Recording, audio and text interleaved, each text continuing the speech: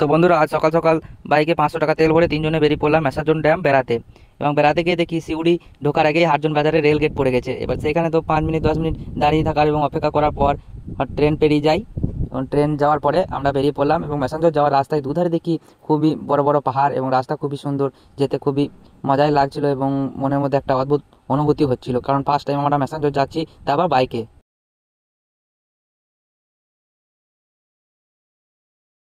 কিছু দূর রাস্তা যাওয়ার পর হঠাৎ আমাদের চোখে পড়লো যে ম্যাসাঞ্জোর ড্যামের পুরো গেটটা, এবং গেটটা দেখে খুবই ভালো লাগলো এবং আমরা ম্যাসাঞ্জোর ড্যাম গিয়ে ঘুরলাম ফিরলাম এবং কিছু ফটো এবং ভিডিও শ্যুট করলাম। সেই ভিডিওগুলো আপনাদেরকে দেখাচ্ছি।